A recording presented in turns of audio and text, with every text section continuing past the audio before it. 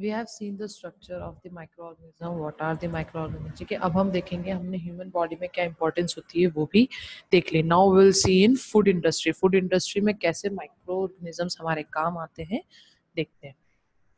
Microorganisms have been extensively used in preparation of food items since ancient time. Ancient time से ही food items में food industry में microorganisms का use किया जा रहा है. Some examples are fermentation of batter for dosa and idli and making of curd from milk. मतलब आज भी हम अगर डोसा इडली घर में बनाया जाता है तो पहले उसको फर्मेंट किया जाता है। फर्मेंटेशन का मतलब होता है उसको थोड़ा खराब करना, ठीक है, उसके बाद ही इडली और डोसा बनता है। साथ ही में जब दही बनाया जाता है दूध से तब भी दूध को फाड़ा जाता है तो उससे भी क्या होता है, कर्ड बन जाता है, कर्डलिंग की जाती है उसकी, तो उसमें माइक्रो ऑर्गेनिजम्स का यूज होता है। Let us study about some of the micro organism that are useful in food industry. Food industry में कौन से माइक्रो ऑर्गेनिज्म इंपॉर्टेंट है, कैसे हम यूज करते हैं वो देखते हैं। इन मेकिंग कर्ड एंड चीज, चीज और कर्ड को बनाने के लिए कौन सा माइक्रो ऑर्गेनिज्म यूज होता है, माइक्रो ऑर्गेनिज्म यूज होते हैं। Bacteria are use to make dairy products such as cheese, yogurt, curd and sour cream. Bacteria का यूज किया जाता है डेयरी प्रोडक्ट्स बनाने में जैसे चीज, योगर्ट, कर्ड, ठीक है।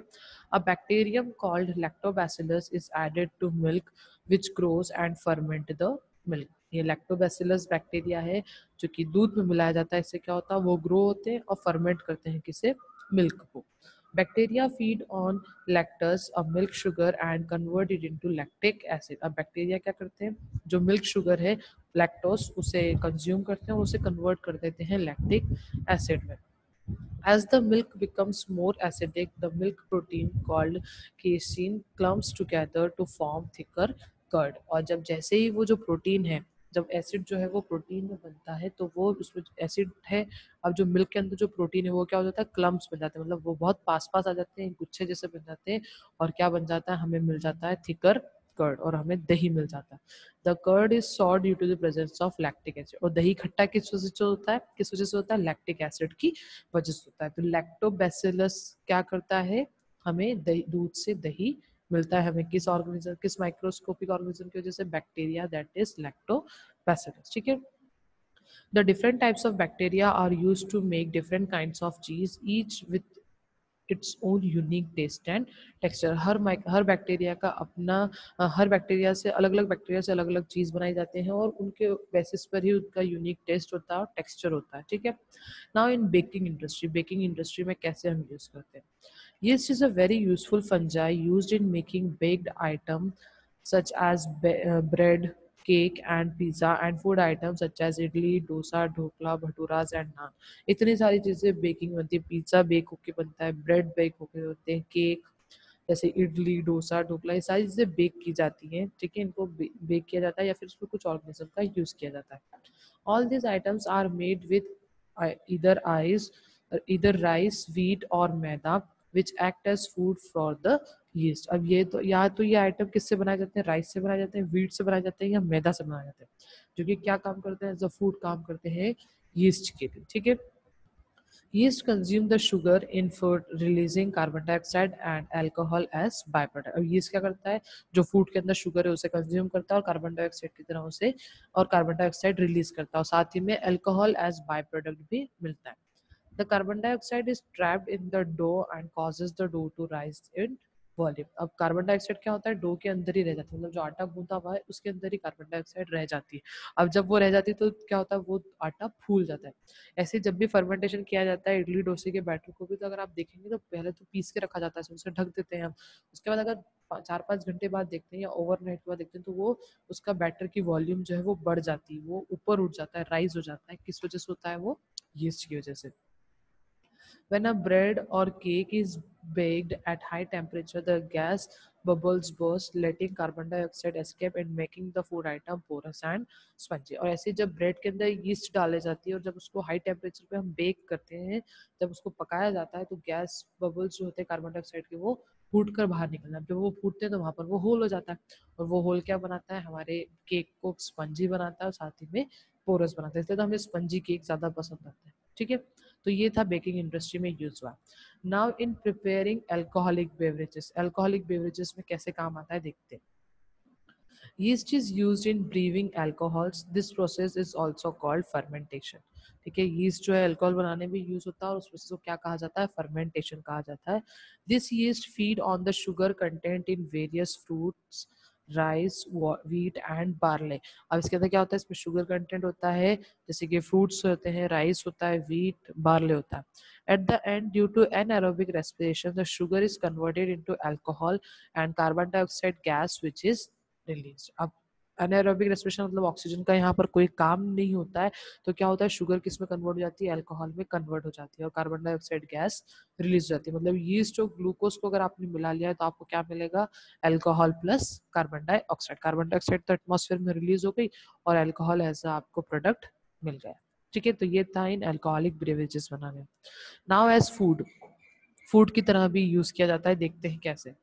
Certain edible seaweeds contain large amount of fibers and protein, so they have been consumed as food for hundred of years.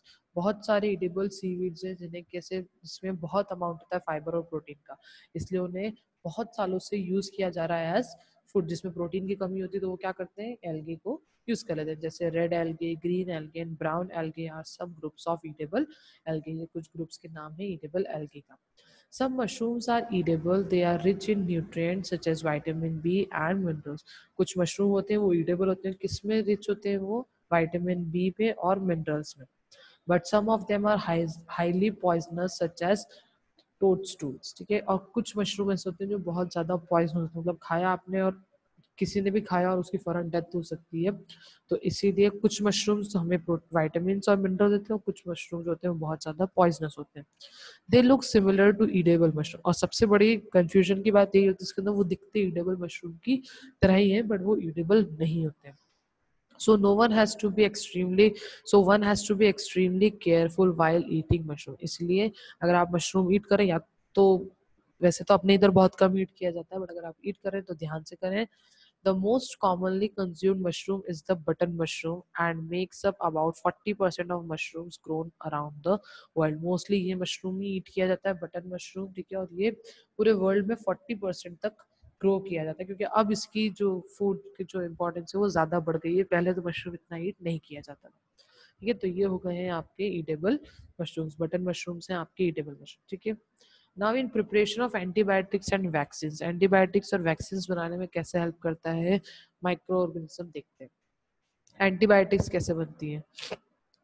Certain microorganisms such as bacteria and fungi are used to prepare medicines called antibiotics। बहुत सारे bacteria और fungi का use किया जाता है antibiotics बनाने के लिए। एंटीबायोटिक्स क्या, medicine, ultimately medicine.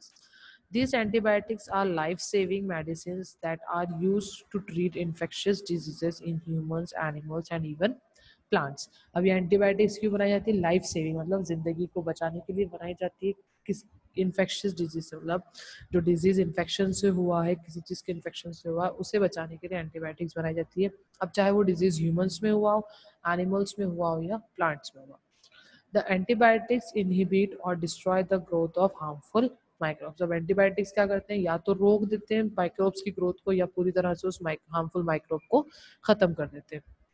On a large scale, they are prepared using the process of fermentation। और बड़ी स्केल पे क्यों यूज किया जाता है, टू फर्मेंट, फर्मेंटेशन करने के लिए यूज किया जाता है। They are used in many forms, उससे अलग अलग फॉर्म में यूज होता है। एन एंटीबायोटिक क्रीम और ointment is used to treat bacterial infection on external body parts. अब जैसे ऑइंटमेंट्स मिलते हैं, एंटीबायोटिक क्रीम्स मिलते हैं, तो उन्हें कहाँ यूज किया जाता है, एक्सटर्नल बॉडी पार्ट, मतलब जो बॉडी आपको बाहर जो दिखती है, जो पार्ट्स आपको दिखते हैं वहां पर अगर कुछ बैक्टीरियल इन्फेक्शन हुआ है तो वहां पर इसे यूज कर सकते हैं। ठीक है, if it is an internal infection, antibiotics taken in the form of tablet or injection, which is absorbed by the blood and then is carried to different parts of the body। But अगर antibiotic का मतलब अगर infection body के अंदर हुआ है, किसी organ में हुआ है, तो या तो टेबलेट्स ली जाती हैं, इंजेक्शन लिए जाते हैं, जो कि किसमें ब्लड अब्सॉर्ब कर लेता है उसे, उसके बाद पूरी बॉडी के अंदर वो कैरी आउट करते हैं, काम वही करते हैं, वो भी डिस्ट्रॉय कर देते हैं, या तो उसकी ग्रोथ इनिबिट कर देते हैं, या तो उसे उस माइक्रोब को डिस्ट्रॉय करते हैं। Erythromycin and tetracycline are antibiotics derived from fungus to treat bacterial infection। Erythromycin और टेट्रासाइक्लिन जो है ऐसे एंटीबायोटिक है जो कहाँ क्या करते हैं, drive from fungus to treat bacterial infection. बने वो फंगस से और इन्फेक्शन किसका खत्म करते हैं, वो बैक्टीरिया का इन्फेक्शन खत्म कर दें। Penicillin is another drug obtained from a fungus called Penicillium. और ऐसी पेनिसिलिन भी एक ड्रग है जो आपको कहाँ से मिली है, फंगस पेनिसिलियम से मिली है। This was first antibiotic discovery by Alexander Fleming in the year 1928। ये बहुत इंपॉर्टेंट पार्ट है कि फर्स्ट कौन सी एंटीबायोटिक बनी थी, पेनिसिलिन बनी थी, पेनिसिलियम बनी थी, किसने बनाई थी, अलेक्जेंडर फ्लेमिंग में इन ईयर 1928। Next is vaccine. अब देखते हैं वैक्सीन क्या होता है। When a disease causing organism enter our body, the body produce certain antibodies. अब जब disease causing organism हमारी बॉडी के अंदर चला गया तो उसके बाद हमारी बॉडी अपने आप से एंटीबॉडीज प्रोड्यूस करना स्टार्ट कर देती है। They fight and destroy the disease causing microbes and remain in the body to prevent further attack by the same microbe. अब क्या होता है कि वो एंटीबॉडीज जो है वो अगर बाद में भी वो माइक्रोब आता है तो उसको खुद ही वो लड़ लेती है, हमें बाहर से कुछ देना नहीं पड़ता। They form the immune system of our body. वो हमारी बॉडी का इम्यून सिस्टम फॉर्म करती है। इम्यून सिस्टम मतलब प्रोटेक्शन सिस्टम होता है जो हमारी बॉडी को डिजीज से बचा कर रखता है।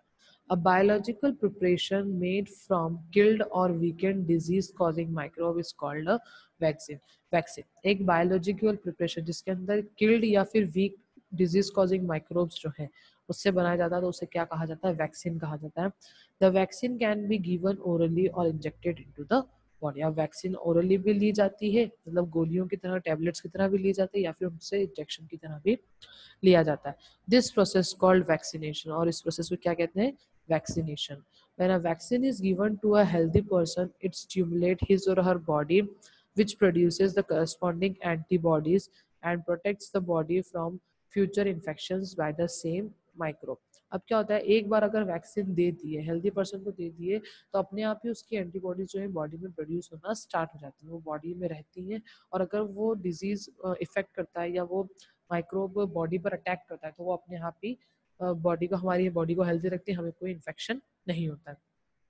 These antibodies remain in the healthy person for the rest of his life and thus prevent him or her from the disease. और वो हमारी हमारी बॉडी में लाइफ टाइम रहती है, और जब भी अगर वो ऑर्गेनिज्म माइक्रोब अटैक करता है तो अपने आप ही हम ठीक हो जाते हैं, हमें पता भी नहीं चलता है। Thus, vaccines help in preventing disease such as typhoid, hepatitis, cholera, chickenpox, measles and polio. इसीलिए बचपन में ही मोस्टली 5 साल से पहले पहले ही पोलियो की दवा भी पिला दी जाती है, चिकन पॉक्स के इंजेक्शन भी लग जाते हैं, हेपेटाइटिस के वैक्सीन मिल जाते हैं, मीजल्स के मिल जाते हैं। तो जब बच्चे बड़े होते हैं तो उन्हें ये सारी बीमारियां नहीं होती। तो वैक्सीन क्या होती है, बायोलॉजिकल प्रिपरेशन होता है जिसमें माइक्रोब्स को बॉडी के अंदर डाल दिया जाता है, एंटीबॉडी डाल दी जाती है, वो अपने आप ही वर्क कर लेती है। ठीक है। Now in increasing soil fertility, soil fertility increase करने में भी हेल्प करता है, वो देखते हैं कैसे। Bacteria like rhizobium are seen in the root nodules of various leguminous plants. ठीक है, राइजोबियम बैक्टीरिया के बारे में आपने 7th क्लास में पढ़ा था कि वो बैक्टीरिया रूट नोड्यूल्स जिस प्लांट में होते हैं, लेग्यूमिनस प्लांट में प्रेजेंट रहता है। They show a symbiotic relationship where the bacteria converts atmospheric nitrogen into nitrate for the plant, while the plant gives shelter and food to the bacteria. Symbiotic relationship में रहते हैं, मतलब दोनों ही organism को फायदा होता है, तो एक दूसरे पर बोझ नहीं होता, और वो अपने न्यूट्रिएंट्स को शेयर करते हैं, उन्हें कहा जाता है सिम्बायोटिक नाइट्रोजन, एक दूसरे का काम करते हैं। तो इसमें माइक्रो ऑर्गेनिज्म क्या करता है, एटमॉस्फेरिक नाइट्रोजन को कन्वर्ट करता है नाइट्रेट्स में फॉर द प्लांट, और साथ में प्लांट उसे क्या देता है, फूड और shelter. We have learned about crop rotation where leguminous plants are grown alternately with cereal crops to improve soil fertility। और हमने 7th क्लास में पूरा पढ़ा है कि कैसे सॉइल की फर्टिलिटी को इम्प्रूव करने के लिए लेग्यूमिनस प्लांट को सीरियल क्रॉप्स के बाद ग्रो कराया जाता है, या सीरियल क्रॉप से पहले ग्रो करवाया जाता है, ताकि सॉइल के अंदर नाइट्रोजन अच्छा रहे और हमारी सॉइल अच्छी रहे। ठीक है। अब नेक्स्ट है आपका nitrogen fixation and nitrogen cycle. अब हम देखेंगे नाइट्रोजन फिक्सेशन और nitrogen cycle। Nitrogen is one of the most important nutrient required by plant and living organism। Nitrogen जो है वो सबसे important nutrient है, किसे चाहिए, जो प्लांट को भी चाहिए और साथ में लिविंग ऑर्गेनिज्म को भी चाहिए। Even though the atmosphere contains 78% nitrogen, living organism cannot consume it directly। वैसे तो सबसे ज्यादा नाइट्रोजन एटमॉस्फेयर में होता है, बट हम उसे डायरेक्टली, या प्लांट जो है उसे डायरेक्टली कंज्यूम नहीं कर सकते, लिविंग ऑर्गेनिज्म से डायरेक्टली कंज्यूम नहीं कर सकते। Hence, it is converted into usable form for living organism through a continuous process called nitrogen cycle और उसे यूजेबल फॉर्म में कन्वर्ट करते हैं लिविंग ऑर्गेनिज्म। और ये कंटिन्यूस प्रोसेस है, मतलब वापस नाइट्रोजन यूज होकर वापस एटमॉस्फेयर में फिर चली जाती है, तो उसे कहा जाता है नाइट्रोजन साइकिल। अगर कंटिन्यूस प्रोसेस होगी तो वहां पर वर्ड साइकिल आना ही है। A continuous process in which nitrogen is converted into a form that is used by plant and animal and then returned back to the atmosphere is called nitrogen cycle.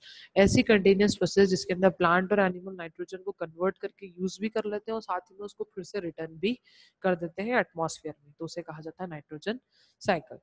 Nitrogen cycle involve the following 5 major process, 5 major process होती हैं। अब देखते हैं हम क्या क्या है वो। फर्स्ट है नाइट्रोजन फिक्सेशन, पहले नाइट्रोजन फिक्सेशन होता है, ठीक है। It is the process of fixing free atmospheric nitrogen into inorganic nitrogen compound such as ammonia and nitrate by nitrogen fixing bacteria such as rhizobium that live in the root nodules of leguminous plants such as peas and beans। जैसे nitrogen fixation आता है word तो आप समझ जाए यहाँ पर rhizobium bacteria काम हो रहा है, प्लांट के अंदर ये सॉइल के अंदर ये प्रोसेस होती है। राइजोबियम जो बैक्टीरिया रूट नोड्यूल्स में प्रेजेंट है वो क्या करता है, एटमॉस्फेरिक नाइट्रोजन को अमोनिया या फिर नाइट्रेट्स में कन्वर्ट करता है, जिसे प्लांट अब्सॉर्ब कर लेते हैं और नाइट्रोजन प्लांट को मिल जाती है। Apart from nitrogen fixing bacteria, certain natural phenomena such as lightning, volcanic eruption and forest fire also fix nitrogen। अब ये तो कर ही रहे नाइट्रोजन फिक्सेशन, इनके अलावा नेचुरल फिनोमिना जो होते हैं जैसे बिजली कड़कना, लाइटनिंग, वॉल्केनिक इरप्शन और फॉरेस्ट फायर, इससे भी नाइट्रोजन क्या होती है, फिक्स हो जाती है। अब जब फिक्स हो गई तो वो प्लांट की सॉइल के अंदर चली जाती है, वो प्लांट उसे अब्सॉर्ब कर लेते हैं। उसके बाद आता है the process by which atmospheric nitrogen is converted into usable form of nitrogen compound is called nitrogen fixation. ऐसी प्रोसेस जिसके अंदर एटमॉस्फेरिक नाइट्रोजन को फिक्स करके कन्वर्ट करके यूजेबल फॉर्म में यूजेबल फॉर्म में कन्वर्ट किया जा रहा है, तो उस प्रोसेस को क्या कहा जाता है, नाइट्रोजन फिक्सेशन। अब नाइट्रोजन असिमुलेशन, सेकेंड प्रोसेस, पहली प्रोसेस थी नाइट्रोजन फिक्सेशन नाइट्रोजन साइकिल में, अब सेकेंड है nitrogen assimilation. The fixed inorganic nitrogen compounds are absorbed by the plant roots and convert into protein which are organic compound। अब nitrogen क्या करता है, जो इनऑर्गेनिक नाइट्रोजन कंपाउंड है उन्हें अब्सॉर्ब करती है प्लांट रूट्स और कन्वर्ट करती है प्रोटीन में which are organic compounds। These proteins are also passed on to the animal when they eat plant। और यही प्रोटीन नाइट्रोजन फिक्सेशन हो चुका है, वो प्लांट सॉइल में रहता है तो प्लांट उसे अब्सॉर्ब कर लेता है, अब प्लांट में वो प्रोटीन चला गया, अब जब कोई एनिमल उस प्लांट को ईट करेगा तो उसके अंदर भी वो प्रोटीन चला जाता है। The process of converting inorganic nitrogen into organic nitrogen compound is called nitrogen assimilation। और ऐसी प्रोसेस जिसके अंदर इनऑर्गेनिक नाइट्रोजन को ऑर्गेनिक नाइट्रोजन में कन्वर्ट किया जाता है, इनऑर्गेनिक नाइट्रोजन कंपाउंड में कन्वर्ट किया जाता है, तो उसे कहा जाता है नाइट्रोजन एसिमिलेशन, ठीक है। नेक्स्ट प्रोसेस है नाइट्रोजन फिक्सेशन में अमोनिफिकेशन। अमोनिफिकेशन मतलब अमोनिया कुछ तो कुछ यहाँ अमोनिया होगा। After the death of the plant and animal, their bodies are decomposed into ammonia by the action of microbes। अब जब एनिमल या प्लांट की डेथ हो जाती है, जिसने वो प्लांट ईट करा होगा, ऑफ कोर्स प्लांट ईट किया ही होगा एनिमल ने, किसी एनिमल ने, तो या फिर प्लांट की खुद की डेथ हो गई है, तो क्या होता है, जो बॉडी है उनकी वो डिकम्पोज हो जाती है अमोनिया, किसकी हेल्प से, माइक्रोब्स की हेल्प से। तो थर्ड प्रोसेस क्या हो गई यहाँ पर, अमोनिफिकेशन। पहली है नाइट्रोजन फिक्सेशन, सेकंड है नाइट्रोजन एसिमुलेशन, थर्ड है अमोनिफिकेशन। आज इसके बाद आता है nitrification. Some of the ammonia produced by the decomposition of dead plants and animals get converted into nitrates by the action of nitrifying bacteria present in the soil। अब nitrification में क्या होता है, अमोनिया किस में चेंज हो जाता है, decomposition of dead and plants animals get, वो नाइट्रेट्स में कन्वर्ट हो जाता है, ठीक है। Decomposition of dead plants and animals, जैसे ही dead plants and animal decompose होते हैं तो वो अमोनिया को किस में कन्वर्ट कर देते हैं, नाइट्रेट्स में कन्वर्ट कर देते हैं by the action of nitrifying bacteria. Nitrifying bacteria soil के अंदर प्रेजेंट रहता है, प्रेजेंट इन द सॉइल, तो वो अमोनिया को कन्वर्ट कर देते हैं नाइट्रेट्स में। इसके बाद आता है डीनाइट्रिफिकेशन। पहली प्रोसेस है नाइट्रोजन फिक्सेशन, सेकंड है नाइट्रोजन एसिमुलेशन, थर्ड है अमोनिफिकेशन, फोर्थ है नाइट्रिफिकेशन, लास्ट प्रोसेस है denitrification. Some of the nitrogenous compound are return to the soil. कुछ नाइट्रोजनस कंपाउंड होते हैं वो सॉइल में वापस चले जाते हैं। Now these compounds are reabsorbed by the plant, और वो वापस प्लांट ने उन्हें अब्सॉर्ब कर लिए। Some of them are converted into nitrogen by denitrifying bacteria such as Thiobacillus and स्यूडोडोमास, ठीक है। अब कुछ क्या होता है, कुछ कन्वर्ट हो जाते हैं नाइट्रोजन में ही कन्वर्ट हो जाते हैं बाय डीनाइट्रिफाइंग बैक्टीरिया। डीनाइट्रिफाइंग बैक्टीरिया क्या करता है, जो नाइट्रेट्स मिला उन्हें वापस नाइट्रोजन में कन्वर्ट कर देता है। और बैक्टीरिया के नाम क्या है? Thiobacillus and Pseudomonas, present in the soil and release back into the atmosphere. जब वो नाइट्रोजन गैस में कन्वर्ट हो चुके हैं तो वापस एटमॉस्फेयर में चले जाते हैं। तो ये हो गई ना कंटिन्यूस प्रोसेस। पहले नाइट्रोजन फिक्सेशन हुआ जो कि एटमॉस्फेयर में था, फिर नाइट्रोजन को असिमिलेशन किया, नाइट्रोजन असिमिलेट हुआ बॉडी के अंदर, प्लांट या एनिमल की, अमोनिफिकेशन हुआ, नाइट्रिफिकेशन, और फिर डीनाइट्रिफिकेशन से वापस ही एटमॉस्फेयर में चला गया। तो ये थी आपकी पूरी साइकिल, नाइट्रोजन साइकिल। पिक्चर आपको दी है, बहुत अच्छे से समझाया गया है इस पिक्चर में। आप अगर ये साइकिल कर लेते हैं तो बहुत अच्छा होगा, फ्यूचर में आपके बहुत काम है। नेक्स्ट है in keeping the environment clean. हमारे एनवायरनमेंट को क्लीन करने में माइक्रोब्स का बहुत बड़ा हाथ है। मैनी मतलब बहुत बड़ा पार्ट है। Many microorganisms decomposes the dead and decaying organic waste of plants and animals into simpler substance। बहुत सारे माइक्रोऑर्गेनिज्म डिकम्पोज कर देते हैं डेड और डिकेइंग ऑर्गेनिक वेस्ट होते हैं जो प्लांट और एनिमल को, उनको बहुत छोटे छोटे सब्सटेंस में ग्रीड कर देते हैं, वो सॉइल में मिक्स हो जाते हैं। This becomes a part of soil and are used by other plants for their growth. अब वो सॉइल के अंदर इस तरह मिक्स हो जाते हैं कि पता ही नहीं चलता सॉइल है या वो डेड ऑर्गेनिक मैटर है। तो वो सॉइल में मिक्स हो जाते हैं और उनके जो न्यूट्रिएंट है वो प्लांट, दूसरे प्लांट यूज कर लेते हैं अपनी ग्रोथ के लिए। Thus they act as cleansing agent of nature. इसलिए उन्हें क्या कहा जाता है? क्लेंजिंग एजेंट कहा जाता है नेचर का, क्योंकि वो डेड डिकेइंग ऑर्गेनिक मैटर को साफ कर देते हैं। Imagine what would happen if this microbes did not act upon the dead organism, the whole earth would have been a huge garbage dump. सोचो अगर माइक्रो ऑर्गेनिजम्स नहीं होते तो जितने भी डेड और डिकेइंग प्लांट एनिमल मैटर है वो ऐसे ही रहते वहाँ पर। ठीक है, वो ऐसे ही रहते तो वो बड़े नहीं, वो वैसे ही पड़े रहते, उनमें से स्मेल आती। तो हर जगह अगर गंदगी बार बार आप डालते रहेंगे तो वो कचरा का ढेर पूरा हो जाता है, वही चीज पूरी अर्थ भी लगती। तो इसलिए माइक्रो ऑर्गेनिज्म बहुत इंपॉर्टेंट है। Certain bacteria are used to clean up the oil spills, thus reducing the impact on water bodies। और बहुत सारे बैक्टीरिया जो हैं वो अगर जैसे कि पानी के अंदर शिप्स के थ्रू जब ऑयल यहाँ से वहाँ एक्सपोर्ट होता है, या शिप्स में जो ऑयल निकलता है, ऑयल स्पिल्स को भी बहुत सारे बैक्टीरिया खत्म कर देते हैं ताकि वाटर बॉडीज के ऊपर इफेक्ट ना पड़े, एक्वेटिक एनिमल्स और प्लांट के ऊपर कोई इफेक्ट ना करे। Hence they are also known as pollution fighters. इसलिए उन्हें क्या कहा जाता है? पॉल्यूशन फाइटर्स भी कहा जाता है। The harmful microorganism we'll see in next part.